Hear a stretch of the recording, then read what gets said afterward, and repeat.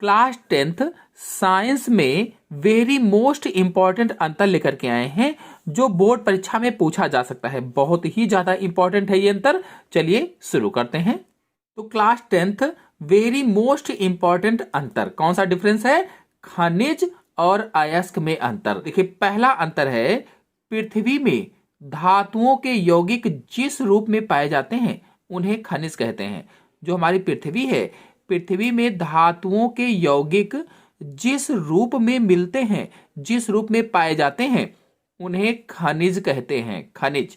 जबकि जो अयस्क है, जिन खनिजों से अधिक मात्रा में लाभदायक तथा सुविधापूर्वक धातुएं प्राप्त की जाती हैं उन खनिजों को अयस्क कहा जाता है। यानी ऐसे खनिज जिनसे अधिक मात्रा में धातुएं प्राप्त की जाती हैं, ज्यादा मात्रा में धातुएं प्राप्त की जाती हैं और लाभदायक व सुविधापूर्वक धातुएं प्राप्त कर ली जाती हैं, उन्हें ही या उन्हीं खनिजों को अयस्क कहा जाता है। फिर अगला अंतर है सभी अयस्क खनिज होते हैं। जितने भी अयस्क हैं सभी खनिज होते हैं, जबकि सभी खनिज अयस्क नहीं होते। अगला अंतर है कुछ खनिजों में धातु की प्रतिशत मात्रा अधिक और कुछ में बहुत कम होती है। कुछ खनिज ऐसे होते हैं जिनमें धातु की प्रतिशत मात्रा अधिक होती है लेकिन कुछ में बहुत ही कम होती है।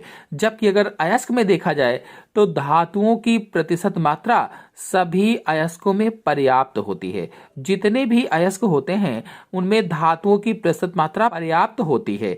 जबकि इसमें क्या था कि कुछ ऐसे खनिज थे या अधिकांश ऐसे खनिज थे जिसमें धातु की प्रतिशत मात्रा अधिक थी, जबकि कुछ में बहुत कम थी। फिर अगला अंतर है सभी खनिजों को धातु निष्कर्षण के लिए प्रयुक्त नहीं किया जा सकता है।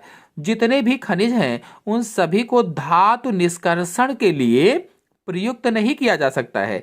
जबकि अयस्क में क्या है कि सभी अयस्कों को धातु निष्कर्षण के लिए प्रयुक्त किया जा सकता है। जितने भी अयस्क हैं सबको धातु निष्कर्षण के लिए प्रयुक्त किया जा सकता है। फिर अगला अंतर है उदाहरण अगर देखा जाए खनिज में तो कॉपर पायराइड, खनिज या मिनरल्स का उदाहरण क्या है? Copper pyrite, CuFeS2, copper pyrite.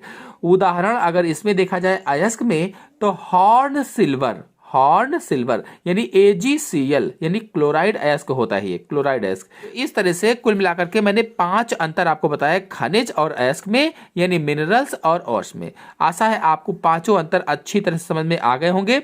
समझ में आ गए हो तो वीडियो को लाइक कीजिए, अपने दोस्तों में शेयर कीजिए और चैनल पर पहली बार आए हैं तो चैनल को सब्सक्राइब भी कर लीजिए। धन्यवाद।